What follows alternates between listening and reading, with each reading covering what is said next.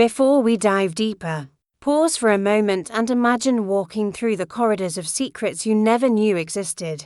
If you're ready to uncover a story that will grip your heart and keep you on the edge, hit that subscribe button, like this video, and leave a comment with your first thought, because the truth you're about to see is not just hers, it could change the way you see everything. The first thing that hit me wasn't the silence, it was the smell. That heavy, metallic scent of damp wood and old medicine that always hung in the air of that narrow hallway.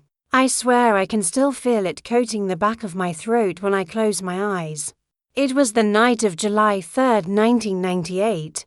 I remember because the clock in the living room had stopped ticking right at 11:47 p.m. and no one ever bothered to fix it after that. I stood there, barefoot on the cold tiles, watching the light flicker from the single bulb that swung above me like a tired pendulum. I didn't want to go further, but I did, because I always did what they told me to. My mother's voice came from the room at the end of the corridor, calm, composed, almost tender. That was how she got you. She didn't need to yell to make you obey, she just had to lower her tone. "You'll thank me one day," she'd always say. I used to believe her. For years, I believed every word.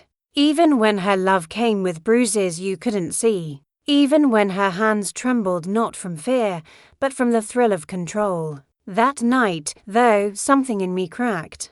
I heard her call my name once, twice, and for the first time, I didn't answer.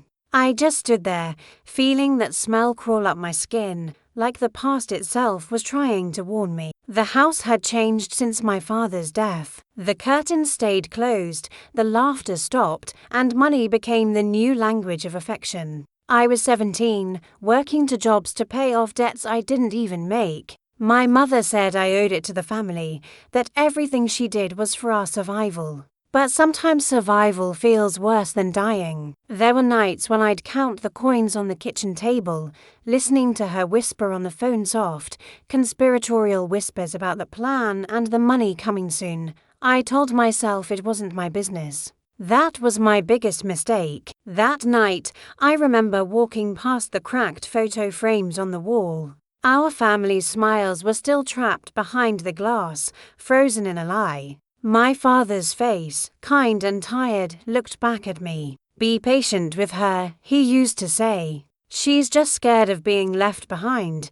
But he never told me what happens when fear becomes power, when love becomes a cage, when silence becomes survival. I learned that lesson on my own. When I reached the end of the hallway, the door to her room was half open. I could see her silhouette still, composed, almost holy in that dim light. There was something on the bed, something wrapped in old newspaper, and beside it, a small wooden box. She didn't turn when she spoke. "You're just in time," she said. "It's time you take responsibility." Her tone was so calm it made me sick. I remember the smell of her perfume mixing with the dampness of the room, a blend of roses and rot. That combination still clings to my memory like a curse. She told me about a favor, a task that would set us free. She said it like it was simple, like she was asking me to carry groceries.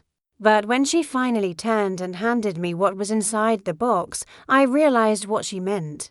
My hands shook so hard the box almost fell. I wanted to ask her why me, why this, but her eyes made the words die in my throat. There was something in them I hadn't seen before, relief. As if she'd been waiting for this moment her whole life. I remember stepping back, my heel hitting the old floorboard that always creaked. That sound, that single crack, felt like the universe splitting open. I ran. I don't even remember what I said or if I said anything at all. I just remember the smell of that hallway as I passed through it, the echo of her voice calling after me, calm and unbothered, like she already knew I'd come back. Because I did come back. Years later, when the lies finally collapsed, when the truth became too loud to ignore. But that night, July 3rd, 1998, was the beginning of everything I lost.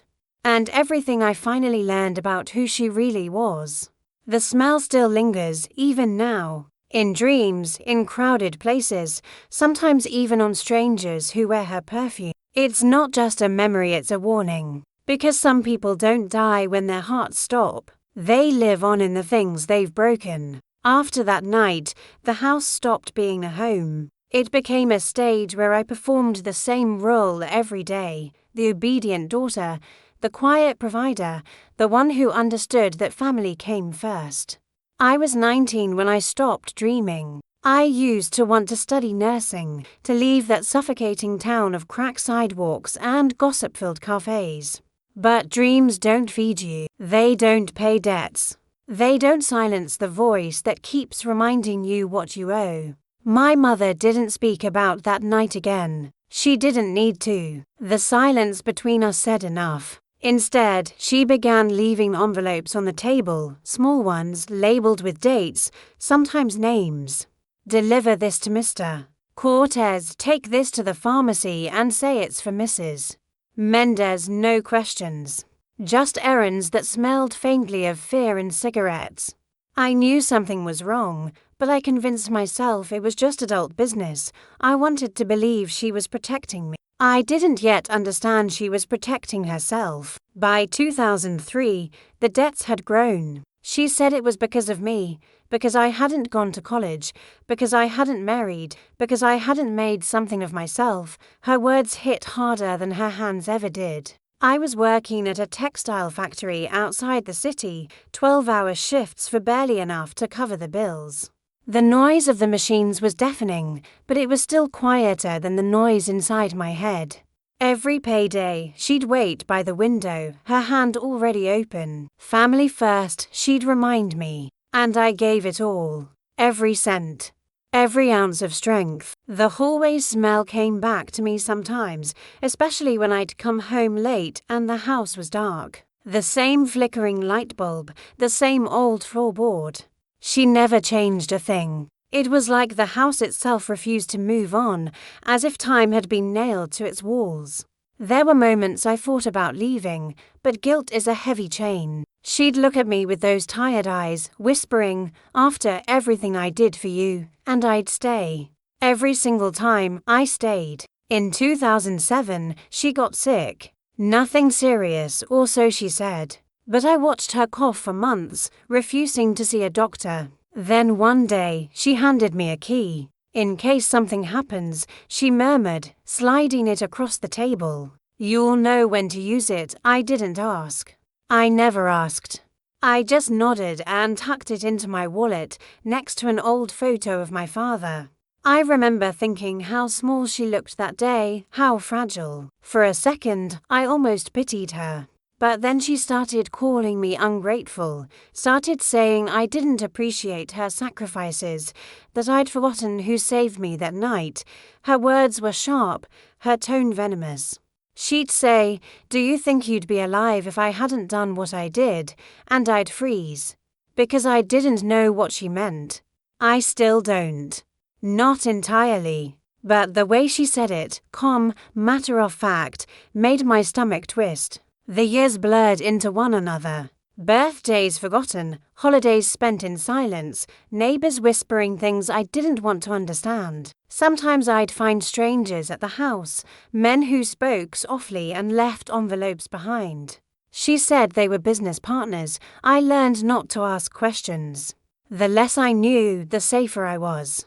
Or at least, that's what I told myself. In 2010, the factory closed. I lost my job, and for the first time, I didn't go straight home. I sat on a bench near the old train station until dawn, watching the empty tracks stretch into the fog. I remember thinking, if I just walk away now, maybe she'll survive without me. But when I finally stood up, I realized I wasn't afraid of her dying. I was afraid of who I'd be without her. By 2012, she could barely walk, but her voice still carried that same cold authority. "You'll thank me one day," she whispered again one night as I helped her to bed. When you finally understand, I wanted to scream that I didn't need to understand, that I just wanted peace. But the words stuck in my throat like stones. And then, one morning in March 2014, I woke up to the smell of roses. the kind she used to wear. The house was quiet. Too quiet. I walked down the hallway, the same one from all those years ago, and the light above me flickered again, once, twice, then died. Her door was half open. The bed was empty, but the box, that same wooden box, was back on the table. Inside, there was a single envelope, my name written in her sharp, perfect handwriting. And beneath it, a note, "You'll know what to do now," that was all. No goodbye. No explanation, just that smell. Roses and rot. The smell of the hallway. The smell of the past refusing to leave. The envelope sat on the table for 3 days before I touched it. I'd walk past it every morning, pretending not to notice, as if ignoring it could keep the truth inside from spilling out. But it was impossible to look away from my name written in her handwriting, sharp, elegant, and cruelly precise. Even dead, she knew how to command my attention. The house had gone silent since her passing, yet her presence filled every corner. I could feel her in the walls, in the smell of the sheets she left unwashed, in the soft creak of the hallway that seemed to whisper, "You're not done yet." When I finally opened the envelope, the paper was yellowed and brittle, as if it had been written long before she ever gave me the key. There were 2 pages. The first was short, a few sentences that I must have read 100 times before I could breathe again. "If you're reading this, it means I'm gone. Don't cry for me. Finish what I started. Everything you need is inside the locked cabinet in the basement. Be careful who you trust. And remember, family above all, no I love you, no warmth, just instructions, orders." Even in death, she was still the general of a war I never agreed to fight. The basement key fit into a small iron cabinet I had never noticed before. The lock clicked open with a sound that echoed in the cold, damp air. Inside, I found stacks of documents, envelopes filled with receipts, and a small metal box marked Cortez, that name again. The same name I'd heard whispered years ago. My hands trembled as I opened it.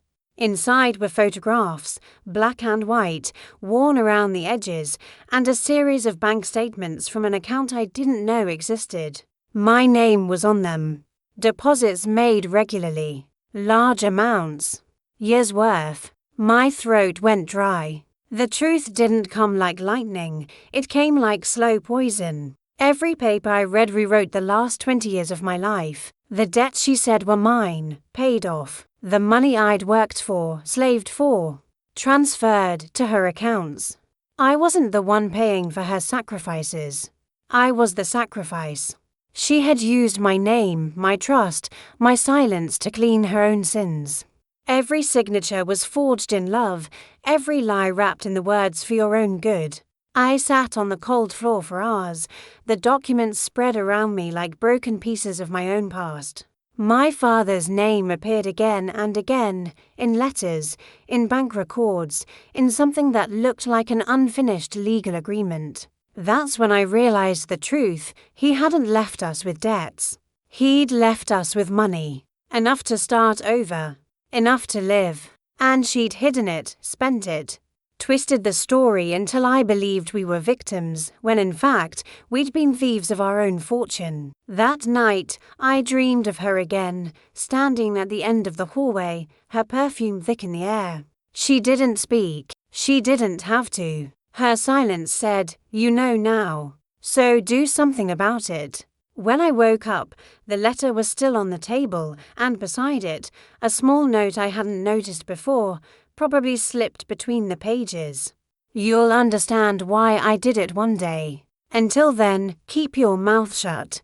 It's safer that way." Her manipulation didn't end with her life. It continued through guilt, through duty, through the invisible leash she'd built over decades. I wanted to believe there was a reason. Maybe she was protecting me from something darker. But the more I dug into those papers, the clearer it became. She wasn't protecting me. She was protecting herself. Every sacrifice I made was her strategy. Every kindness was an investment. Every tear a transaction. I started visiting people from the documents, names that appeared in her notes. One of them was an old pharmacist, Mr. Cortez himself, now nearly blind. When I told him my name, his hands began to shake. "You're her daughter?" he asked. His voice carried something between fear and pity. "She told me you knew everything." "I didn't. Not even close." He said she'd been part of something, a deal, a circle of families who helped each other out in times of need. But the help came with conditions. Debt wasn't just money, it was silence, obedience, bloodline. When I left his house, my stomach turned. The whole town must have known something. The way they looked at me at the market, the way whispers followed me through the streets, it all made sense now. I wasn't her daughter anymore. I was her legacy, a living reminder of everything she'd done and gotten away with. I wanted to burn the documents, to destroy the proof and finally be free. But something in me hesitated. Maybe it was fear. Maybe it was curiosity. Or maybe, deep down, I wanted to understand her. To see if there was ever a moment, even a small one, when love had guided her actions instead of control. That was when I found the second page of her letter. It had stuck to the bottom of the envelope, faintly stained with something dark, like dried coffee or maybe blood. The handwriting was shakier, but still hers. "If they come looking, tell them nothing, especially about the boy, the boy." I read the line over and over until the words lost meaning. There was no boy. Not that I knew of. But if there was, if she was hiding someone all those years, that was the first time I felt the true weight of her manipulation. It wasn't just about money or control. It was about secrets buried so deep that even death couldn't contain them. And I realized then, the smell of the hallway wasn't just memory. It was warning. Something was coming. I couldn't stop staring at those words. Especially about the boy. The paper trembled in my hands. The ink faded in places like it had been written in haste. It didn't make sense. My mother had never mentioned a boy, never even hinted at another life beyond me and the hollow routine of our house. But that single line cracked something open inside me, a door I didn't know existed, leading to rooms I wasn't ready to enter. For days, I tried to convince myself it was nothing. Maybe she meant me. Maybe she called me the boy in some secret code I didn't understand. But deep down, I knew that wasn't true. The tone was different, protective, fearful. It sounded like she was hiding someone, not referring to me. So I went back to the basement, back to the cold air and the smell of mold and dust that seemed older than time itself. I searched through every box, every drawer, until I found something tucked behind a stack of faded newspapers, a small, tin photo case wrapped in cloth. My fingers hesitated before opening it. Inside were a handful of old photographs, curled and yellowed at the edges. Most were of my mother in her youth, smiling beside strangers, standing in places I'd never seen before. But one photo stopped my breath. It was a boy. Maybe 12, maybe 13. Dark hair, eyes too serious for his age. He stood beside her, one arm around her waist. She was smiling, not in that tight, performative way I remembered, but softly, genuinely. On the back of the photo, in her careful handwriting, were the words Manuel 1989. I was 5 years old in 1989. I sat on the cold floor, staring at the photo until the image blurred through my tears. Who was he? Why had she hidden him? And why did his face feel familiar? It wasn't just the eyes, though they had the same strange grey tint as mine. It was the way he stood, the same nervous posture I'd seen in the mirror all my life. I spent the next week searching. Old records, neighbours, anyone who might know something. Most people avoided my questions. Some said nothing at all. Others said too much in the way their eyes shifted away. Until one night, an old woman from across the street stopped me outside the gate. Her voice was low, trembling with fear or guilt, maybe both. "Your mother, she did what she had to do," she whispered. But the boy wasn't hers to keep. Her words crawled under my skin. Not hers to keep. That night, I opened the letter again. I read it slowly, line by line, as if the paper itself could speak. And then I saw something I hadn't noticed before, faint marks on the bottom edge, as if something had been torn off. There had been more. Maybe a third page.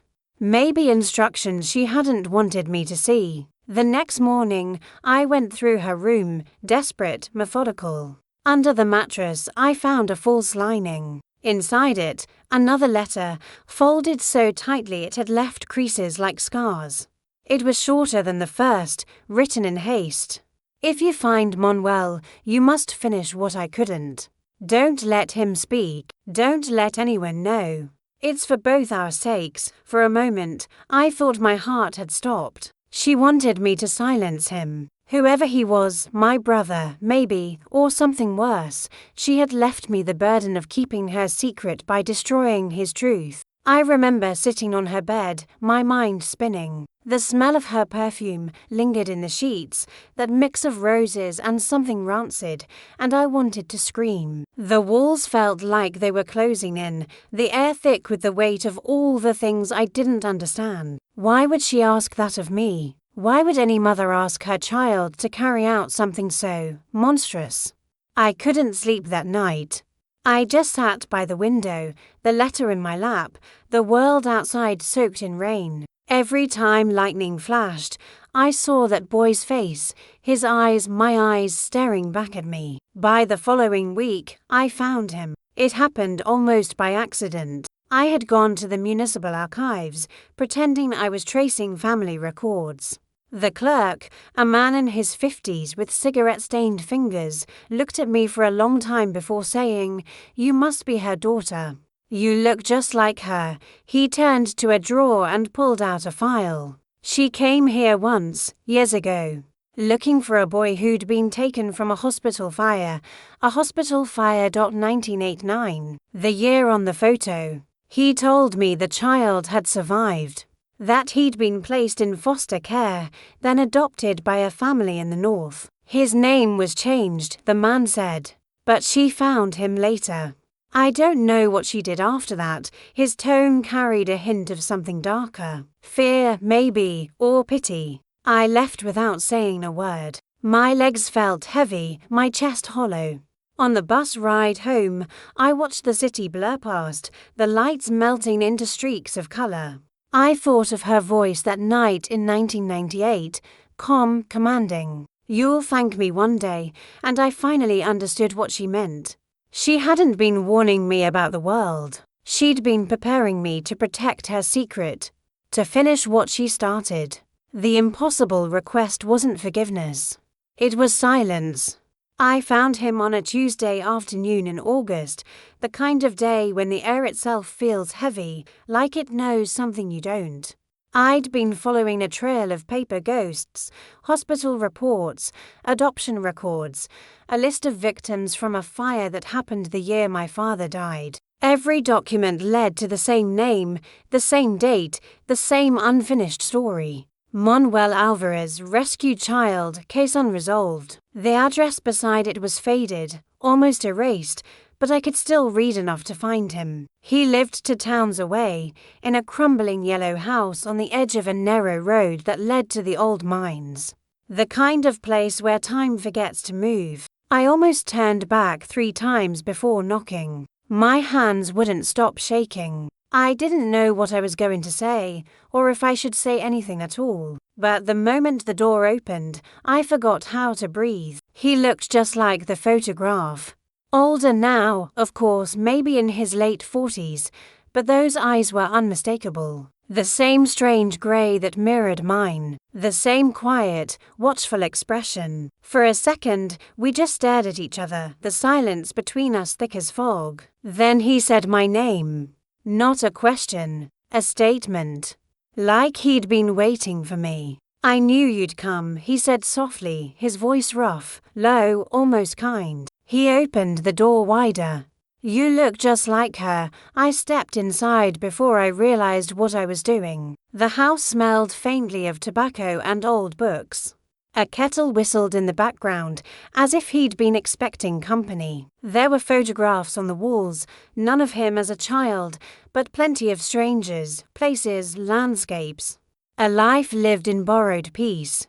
We sat across from each other at a small wooden table. He poured tea into chipped cups, his hand steady, practiced. "She told me you'd find me," he said after a long pause. Eventually, my stomach turned. "She told you about me?" He nodded. "Not much.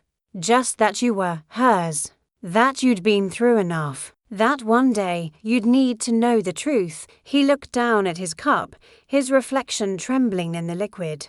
I never knew if I should believe her. I asked the question that had been burning in my chest since I found his photo. "Who are you?" He didn't answer right away. Instead, he stood up, walked to a cabinet, and pulled out a faded folder. He placed it on the table and pushed it toward me. "You should see for yourself," he said. "Because once you do, you can't go back." Inside were copies of hospital reports from 1989, birth records, death certificates, a news clipping about a fire at St. Helena's Children's Home. I scanned the lines to children missing, cause under investigation, one presumed dead. And then I saw the names. Manuel Alvarez. Ona Moreno. Ona. My mother's maiden name. I flipped to the next page, a handwritten report from a social worker. It said that the boy had been rescued from the fire and later claimed by a woman who presented documents suggesting maternal relation. The ink was smudged, but I could still read the words. Claimed by Ms. Ona Moreno, July 12, 1989. "She said she was my mother," he whispered. "She came for me after the fire. The nurses said she wouldn't stop crying. She told them I was hers, that there'd been a mistake. The papers looked real. They let her take me. I couldn't speak. My chest tightened until it hurt." He continued, voice trembling. "We lived together for a few months in the old house by the river. Then one day she disappeared. No note. No warning. Just gone. I waited for weeks, but she never came back. Eventually, a man found me and brought me to another family. I changed my name. Tried to forget." He looked up at me, and there it was, the truth I had feared all along. "You're her daughter, aren't you?" I nodded slowly, yes. His next words broke something inside me. "Then we share a mother." At least for a while, I couldn't breathe. My mind reeled back to that night in 1998, the box, the envelope, her calm voice. "You'll thank me one day." She hadn't been talking about debts or sacrifices. She'd been talking about him, about the secret she'd stolen, a life she'd taken as her own. "She kidnapped you," I whispered, the words tasting bitter. "She pretended you were hers." He didn't answer, just gave me a tired smile that carried too much understanding. Maybe she wanted a son. Maybe she wanted to fix something she'd broken. I don't know. But when she left, I thought I'd done something wrong. That's the part that never leaves you. I stared at the folder, the papers, the photographs, all the proof of the life I'd been built on. Everything she'd told me about honor, duty, sacrifice, it was all a lie to protect her from this truth. The woman I had called mother all my life had stolen someone else's child. And then another thought hit me, cold and sharp. "The fire," I said. "She was there, wasn't she?" He looked at me for a long time before answering. "She didn't just find me in the fire. She caused it." The room spun. I felt sick. "You're lying." "I wish I were," he said softly. "She set it to cover her tracks. There were people who knew what she'd done before. People who would have stopped her. That's why she told me never to tell anyone. That's why she made you promise silence. She wanted to make sure no one ever knew." My hands went numb. The kettle whistled again, high and shrill, cutting through the heavy air like a scream. The truth was too much to hold, too enormous to fit into words. My mother, the woman I'd sacrificed everything for, had built our lives on a crime. When I left his house that evening, the sky was burning orange. I walked until my legs gave out, until the world blurred around me. I didn't cry. I couldn't. Because crying meant admitting she'd won, that even in death, she still had power over me. But as I stood at the edge of the road, watching the last light fade, I realized something else. She hadn't been afraid of dying. She'd been afraid of being remembered. And now it was too late for silence. The night I left Manuel's house, I didn't go home. I couldn't. The truth was too raw, too heavy to carry back into those walls that still smelled of her perfume and deceit. I drove aimlessly, the highway stretching ahead like a scar, until the gas light blinked red. I stopped at a small roadside motel just before dawn, the kind of place where no one asks questions and the air smells like old coffee and bleach. I remember sitting on the bed, the folder in my lap, the neon sign outside flickering through the blinds. My hands were shaking as I went through the documents again, page by page, as if rereading them might make them less true. But it only made everything worse. Every line, every signature was a wound reopening. At some point, exhaustion pulled me into a restless sleep. I dreamed of fire roaring, consuming. I saw her silhouette in the flames, calm and smiling, her voice whispering overweight, "Don't go anywhere. The story is far from over, and every detail matters." If you've felt chills or your heart racing, smash that like button, subscribe to join the journey ***, and share in the comments what you would do if the secrets in your past suddenly found you. Trust me, you won't want to miss what comes next. The crackle, now you know. So what will you do with it? I woke up drenched in sweat, the faint scent of smoke clinging to my hair even though the air was still. When I checked my phone, there were 3 missed calls. Unknown number. No voicemail. I told myself it was nothing, probably a wrong number. But when I went down to the front desk to check out, the clerk, a tired-looking man with a nicotine cough, handed me a small envelope. "Left for you," he said. Early this morning, my heart sank. The handwriting on the front was neat, deliberate. My name again. Inside, there was a single sheet of paper with just 4 words written in blue ink. "Stop looking. It's over," no signature. No explanation. But the message was clear. Someone knew what I was doing, and they wanted it buried. I drove back to town, my mind spiraling. Who could have known Manuel? No, he didn't seem capable of that kind of game. But if my mother had been part of something larger, maybe the people who'd helped her still had reasons to keep the past quiet. Maybe they were still watching. When I got home, the house felt different. The hallway light was on, though I was sure I'd turned it off before leaving. The same bulb flickered faintly, casting long shadows across the floor. I stood there for a long moment, listening nothing, just the faint hum of the refrigerator and the slow creak of wood. I almost laughed at myself for being paranoid. Almost. Then I saw it. On the kitchen table, next to the stack of unpaid bills, was the photograph of Manuel I'd taken from the basement box, only now, someone had drawn a thin red line across his face. My knees went weak. I grabbed the photo, turned it over, and saw a single word scrawled in black marker, "Leave." I called Manuel immediately, my voice trembling. No answer. I tried again, and again, nothing. Finally, I got into my car and drove straight back to his house. It was barely an hour away, but it felt like crossing a lifetime. When I arrived, his front door was slightly open. I shouted his name, but the house was silent. The kettle on the stove was still warm. His phone was on the table, the screen cracked. But he was gone. No struggle. No note. Just absence, that quiet, haunting kind of absence that feels deliberate. I went to the police. They took my statement politely but without much interest.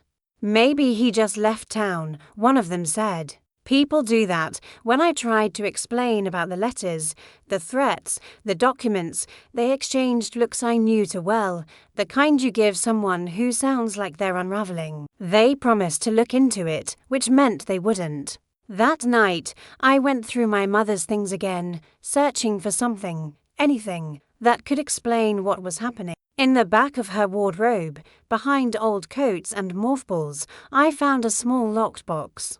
The key from her old envelope, the one I'd kept in my wallet all these years, fit perfectly. Inside were cassette tapes. 5 of them, each labeled with a date.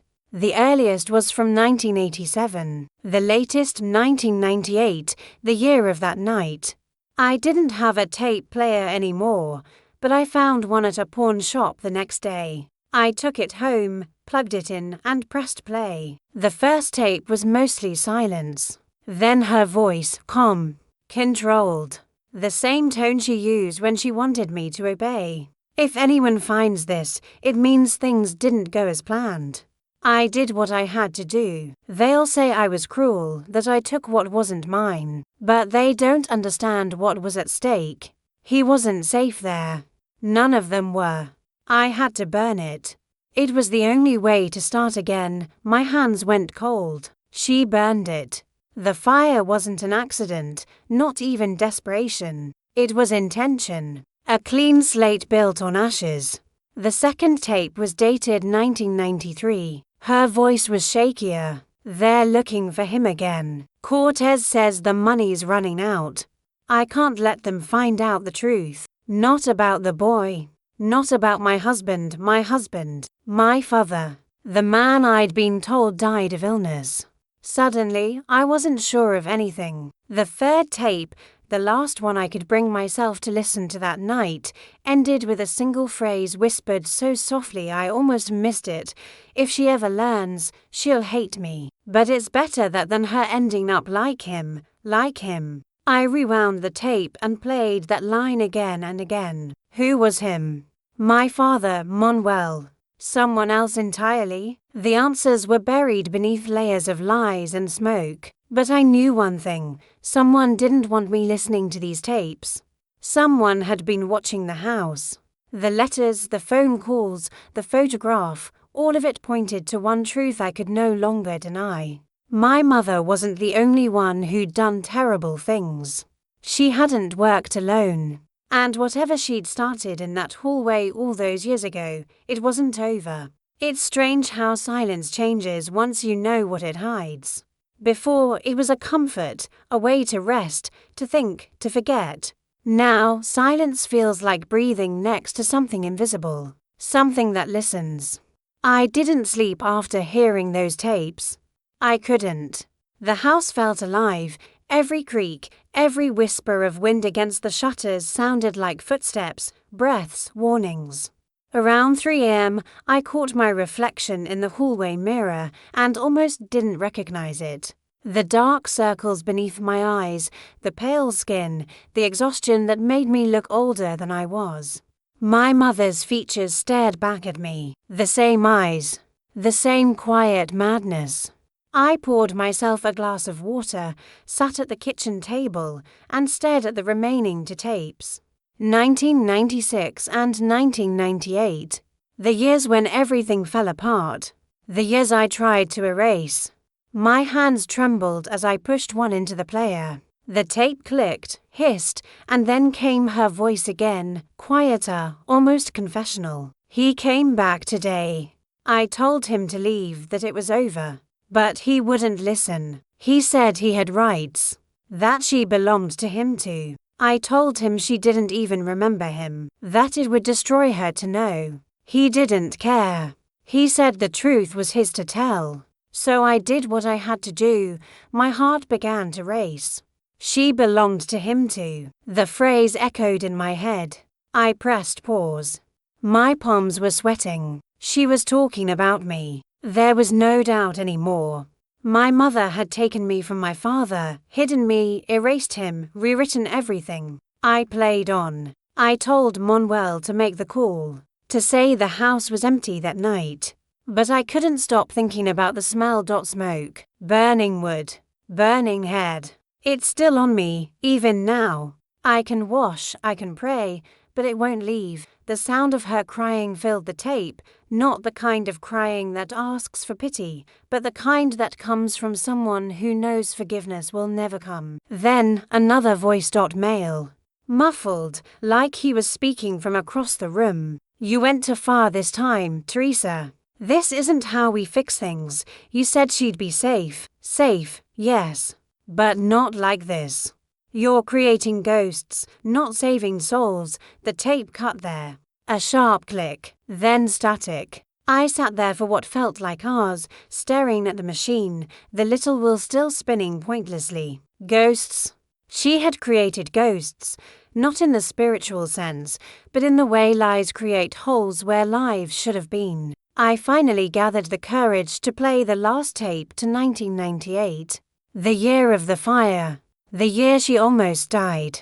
The tape began with hurried breathing, doors slamming, a woman running. My mother's voice was fractured, panicked.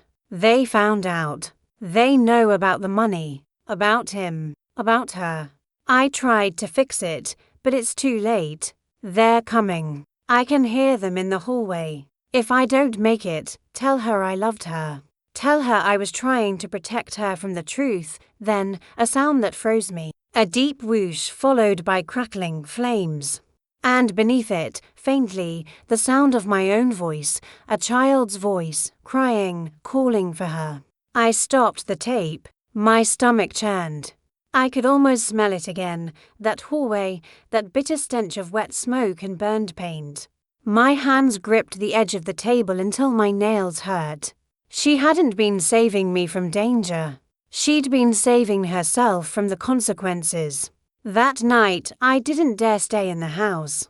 I packed a small bag, grabbed the tapes, and left. I drove until the road blurred into darkness and the gas needle kissed empty. I ended up in a small coastal town 3 hours away, where no one knew my name. I rented a room above a fisherman's bar and spent the next few days trying to piece together what was left of my life. But the ghosts followed. One evening, while I sat watching the tide swallow the horizon, an old man approached me. His face was rough, weathered by salt and wind, but his eyes, dark, familiar, made my chest tighten. "You're Teresa's girl, aren't you?" he said. My throat went dry. "Who are you?" He didn't answer. Instead, he handed me a folded piece of paper. She wasn't wrong, you know, about the danger. But she wasn't right either. Before I could ask anything, he turned and walked away, disappearing into the fog that rolled over the pier. The paper was old, the ink faded. It was a newspaper clipping from 1987, a small article buried deep in the pages. Local child abduction linked to suspicious fire, 1 dead. The photo beneath it showed a house half burned, and in front of it, a man in handcuffs. The name beneath his picture made my blood run cold. Luis Cortez. The man my mother had mentioned on the tapes. The one who helped her, the one who was supposed to be protecting us. I flipped the paper over, and there was a single line written in shaky handwriting. He wasn't the monster she said he was. But someone was. I looked up at the sea, endless and grey, and felt that same suffocating stillness from years ago, the stillness before something terrible happens. Because if Luis Cortez wasn't the monster, then who was? And for the first time since I'd opened that basement box, I realized I wasn't just uncovering a story. I was inside it. And it was far from over. I didn't go back to the house. Not after that night. The ocean air felt safer somehow, raw, unpredictable, but honest. Each wave erased a piece of the noise in my head. I spent the next days in silence, walking the docks, memorizing the sound of seagulls and the hiss of ropes tightening against wetwood. But inside, I was unraveling. I couldn't stop thinking about the name, Luis Cortez. The man in handcuffs.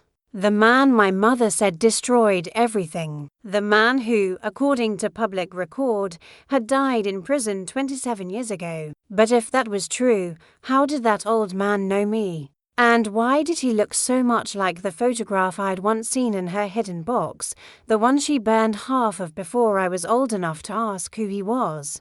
I found an old internet cafe near the pier. The computers were slow, the screens dim, but it didn't matter. I typed his name into every search bar I could find. Called records, archived news articles, even police databases under pseudonyms. The results came slowly, one by one, and each one cut deeper. Luis Cortez had been accused of kidnapping a child in 1987. The child's name? Ana Teresa Mogolha. My name. The file said he was my father, that my mother had reported him for domestic violence and endangerment, that he'd tried to take me away after losing custody, and that the fire that killed one unknown victim had happened during his escape attempt. But something didn't fit. The arrest photo showed a man beaten, bloodied, terrified, not monstrous. His eyes weren't violent. They were desperate. The kind of desperation that comes from being silenced. I needed to know. I couldn't live another day inside someone else's version of my life, so I drove. I didn't even know where. I just followed the coast until the signs started pointing inland, toward an old town called Serra Alta. The address on one of the old court files matched.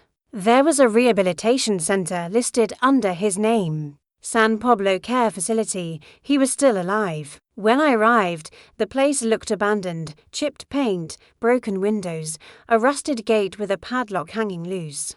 The sign out front had been eaten by salt and time. I pushed through, my heart beat loud enough to drown out the wind. Inside, the smell hit me first. Disinfectant, old paper, something damp underneath. A single nurse sat behind a metal desk, half asleep, a small TV glowing beside her. When I asked about Luis Cortez, she looked at me for a long time before answering. He doesn't talk to anyone, she said. Hasn't for years. But if you're family, she hesitated. You might get a reaction, room 12. End of the corridor. The same number as our old house. My mother's obsession with repetition suddenly made sense. She was building circles, not memories.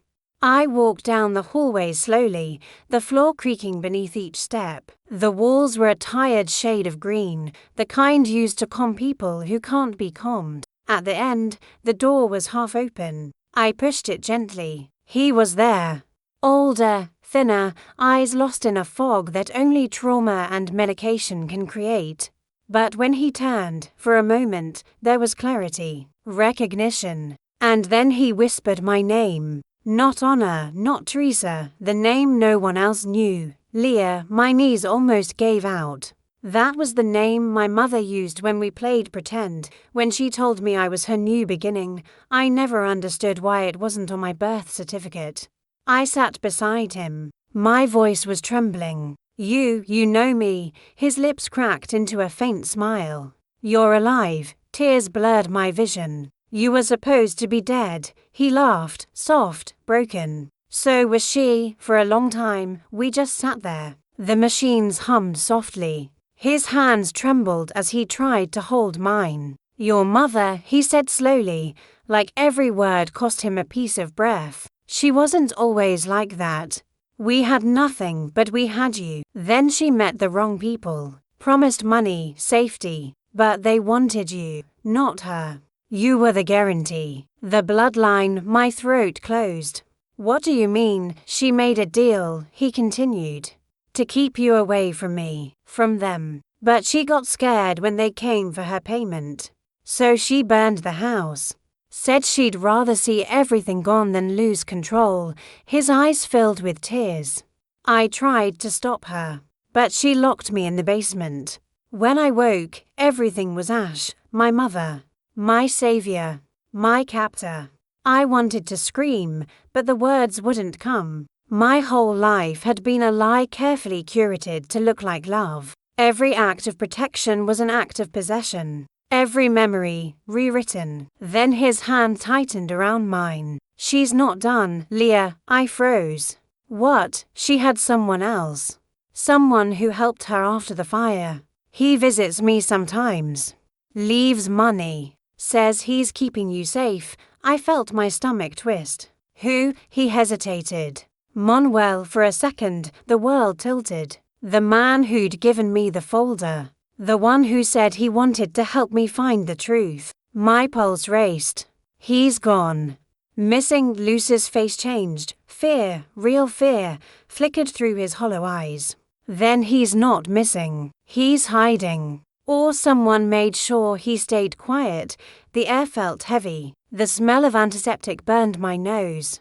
I could barely breathe. Before I left, he called after me, his voice cracking. If you go back there, the house, the tapes, don't go alone. The truth isn't just memory, Leah.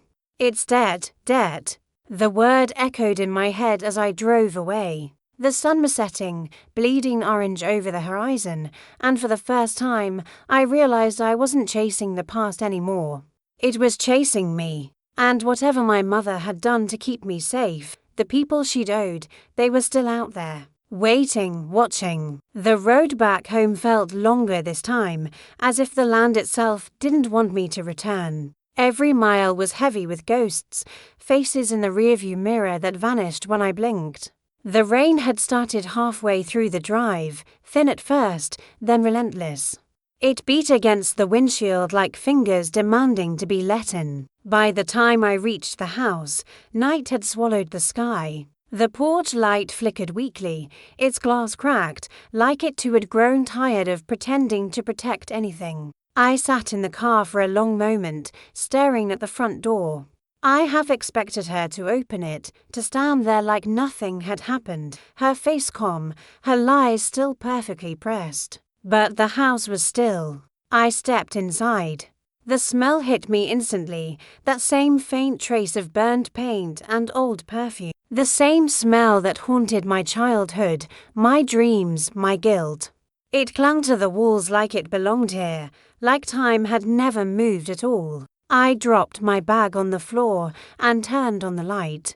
The kitchen looked almost untouched, but the table, the photograph that had once been slashed with that red line was gone. Someone had been here.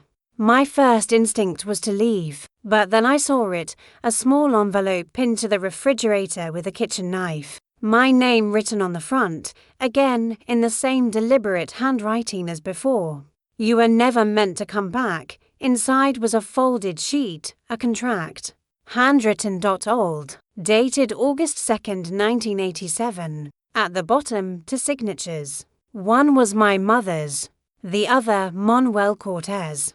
My blood turned cold. He wasn't just a friend who helped, he was her partner. In everything. The contract was a loan agreement. Terms written in vague, almost ceremonial language. Something about payment in full, custodial rights, one life exchanged for another. It didn't read like a legal document. It read like a curse. And then, on the last page, in faded ink, if the debt remains unpaid, the child shall inherit the burden. I stood there frozen, my hands shaking so hard I almost tore the paper. The child. Me. I stumbled to the living room and collapsed onto the floor. The walls seemed to close in, breathing with me, mocking me. I whispered into the silence, "What did you do, Mother?" No answer. Only the low groan of the old house settling. Then footsteps. I froze. The sound was slow, deliberate, coming from upstairs. One step. Then another. I reached for the nearest thing I could use as a weapon, an iron poker from beside the fireplace. My heart pounded in my chest as I climbed the staircase. When I reached the hallway, that smell hit me again, stronger this time, sharper. Smoke, but fresher. I turned toward my mother's old room. The door was slightly open, light leaking through the crack. I pushed it gently. The room was almost exactly as she'd left it. The vanity still lined with her perfume bottles, the rosary hanging from the mirror, the bed perfectly made.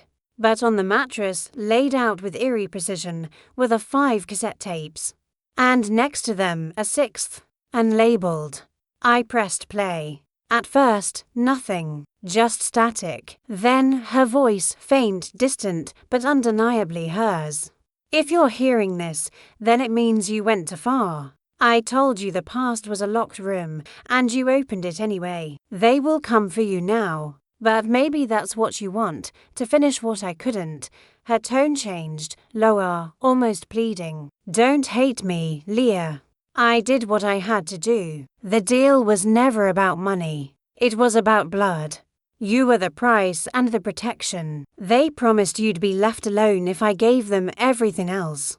But they lied, like they always do. The sound of her crying filled the tape, and for a moment, it wasn't the voice of a manipulator or a monster. It was just a mother, broken, terrified, and trying to survive the storm she started. Then another voice, male, deep, familiar. She found the papers. We have to move fast. She won't stop. Manuel. She's too much like him. Then we do it the same way. Fire cleans everything. I stopped the tape, my hands trembling so badly it fell from my grip and clattered to the floor. Via. They had planned the first one, and now they were planning another. A faint crack echoed from downstairs. Then another. The smell of gasoline hit my nose before the realization formed. They were already here. I ran to the window, a black van parked in the driveway, lights off, engine running. Shadows moved inside. I grabbed the tapes, stuffed them into my jacket, and bolted down the stairs. But as I reached the door, the flames caught, fast to fast. Curtains igniting, air thickening with smoke. The fire roared alive like it had been waiting all these years for its encore. I crashed through the back door, coughing, blinded by heat and tears. The rain was gone, the air dry and cruel. I stumbled through the overgrown garden, the tapes pressed against my chest, until I reached the road. Behind me, the house, my mother's house, burned again. And for the first time, I didn't smell fear or guilt in the smoke. I smelled freedom. But even as I watched it collapse, I knew the debt wasn't gone. Fire doesn't erase what it touches, it only hides it deeper. When the police came, I told them everything. The contracts, the tapes, the threats. But as they sifted through the ashes, they found nothing. No paper. No evidence. Not even a single melted reel. The officer looked at me with pity, the kind reserved for people who've lost too much to be trusted with what's real. He said softly, "Sometimes fire makes ghosts out of the living." I nodded. He wasn't wrong. Because somewhere out there, in the dark, someone had survived the flames again. And this time, I didn't know if it was her or him. The rain came again that night, soft and relentless, like the world was trying to wash the ashes from my hands. I didn't go home. I couldn't. My mother's house had burned for the second time, and with it, a chapter of my life that I could never rewrite.